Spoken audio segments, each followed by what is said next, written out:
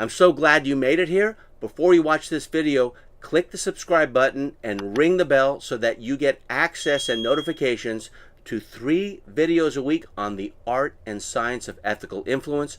I'll appreciate it, and so will many.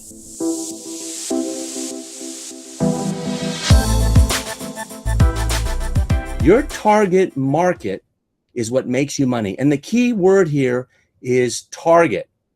And it will make you lots and lots of money. Between market, message, and media, it's the market that's giving you money, not your message. That's taking money away from you, and not media. That's taking a lot of money away from you.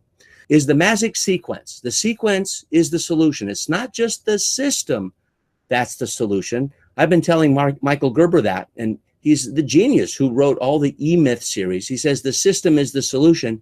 I'm going to add to it's the sequence to the system that's the solution, because if you get something out of sequence, you can't have seed after trunk.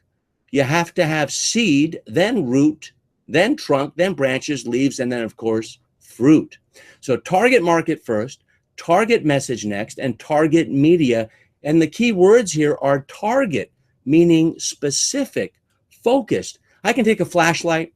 I can just shine it on a wall, and what happens? Nothing. I have light, so I don't have to curse the darkness anymore. But if I take a laser, and a laser is very targeted, it's very focused light, I can burn a hole through that wall. And that's what you want to do. You want to get straight through the attention gap that people have. And there's this attention crisis because all these distractions are out there. You want to be laser-like, going from your heart to someone else's heart, your head to someone else's head, your hands to someone else's hands, so that they say yes faster, better, and easier. Now, here's the question. Where do you aim? Where do you aim to attract your ideal target market? That's step one, okay? You have to take aim. Now, when you take aim, it's kind of like taking aim with an arrow. You know what a bow and arrow is, or maybe like a crossbow, right? And if you've ever seen a target, go to google.com and type in target. And you'll see Target stores and Target Market, and you'll see a bunch of ads. But somewhere in the images, you'll see what a target looks like. And in the very middle of the target, we call that the bullseye. That's the target bullseye. That's what you want. Now, it's okay to hit those outer rings of black and white and red, right? And blue. But you want to hit the yellow center, which is your bullseye. In most targets, the yellow is the center, traditionally. And your client avatar is what we're after. The avatar, not Avatar the movie, but the avatar, which is the target bullseye, slam dunk client or market that you're going after. That's the answer of what we're after now. And that's what causes the most confusion, because people don't know how to come up with it. Even worse, they're mentally lazy to start that way, because thinking about a product, which is message, or thinking about a media source, which is a method, that's a lot easier to think about, okay? The key point here is your client avatar is your slam dunk client. These people will buy no matter what. They are your bullseye. Now, people on that target, if you're not too good with bow and arrows or crossbows, if you hit the target, you'll still get sales. But we're looking for that bullseye target market, that micro niche, that avatar that you can describe so that if you hit the bullseye, you know you're going to get them. And slam dunk means you're always going to make the basket. Now, there's some people in basketball who do these very fancy slam dunks with 360-degree turns. Sometimes they miss, but often they don't, because a slam dunk is very little risk. I learned that from the great Dan Kennedy, who's a colleague and friend of mine. Who is your slam dunk customer, he says. I call it a slam dunk client, because that's what I call my folks, clients and students. And that's what you're looking for, okay? So those aren't the only people you're after. You want to hit the target, right? But if you hit the outer rings of the target, that's okay. You at least want to define what the bullseye is so that the outer rings become relevant. Are you with me? Okay, so what are your 3 proven steps to research and identify avatars? What an important question. Have you ever thought about this? If you haven't, this is the single most important question in marketing and in business. If you're a consultant to corporations, this is something you ought to think about. If there's a franchise that's out there like McDonald's or Starbucks, they have avatars. They have names for the avatars. Now, many people outside of the avatar description do come in and buy from them, but the avatar is the bullseye. It's the slam dunk customer that they have. So the first step is to think about the aspirations of this specific person. You think about a person. It's not a group. It's not even a niche of a collective of people. It's not a crowd. It's an individual. Okay. What are this person's aspirations that you ultimately want to sell to? Okay. Now, if you have kids and you're not in business, what are your children's aspirations?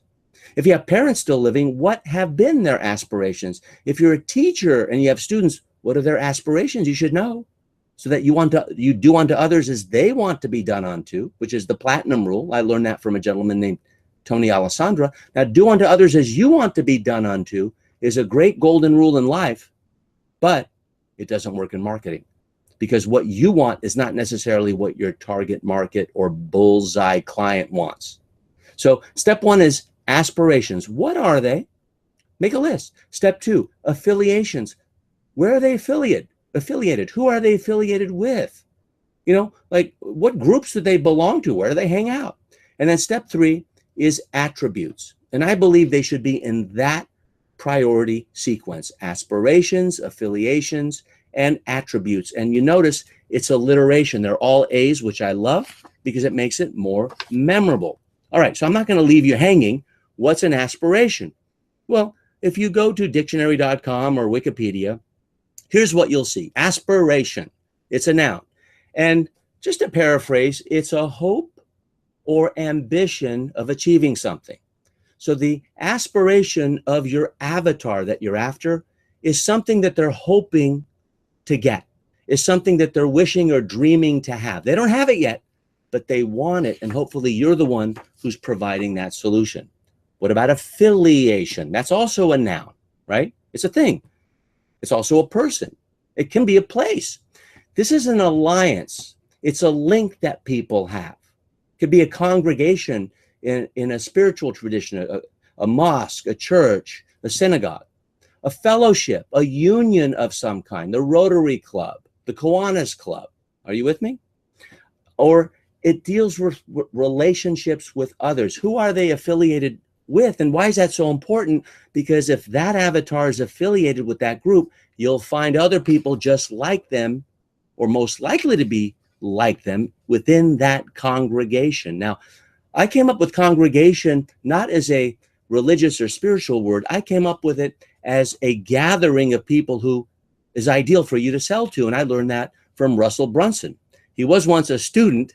Now he's a teacher of mine because he's a lot smarter than I am running ClickFunnels. And we promote ClickFunnels because no other software seems to get to congregations as fast as easy as ClickFunnels. That's a completely different topic, but that's a piece of software we use. And he did this with his avatar in order to get ClickFunnels, his software app, to grow and grow and grow. One of the fastest growing software as a service that I know of in our little world of internet marketing. And finally, attribute. That's a noun as well. An attribute is a quality or a trait, a characteristic inherent to someone. That's all about them. Okay? Are they tall? Are they short? Do they wear glasses or don't they wear glasses? Are they deaf? Are they blind? Are they hard of hearing? These are attributes. Are they an extra large in clothes or are they petite? Okay, those are attributes. Are you with me?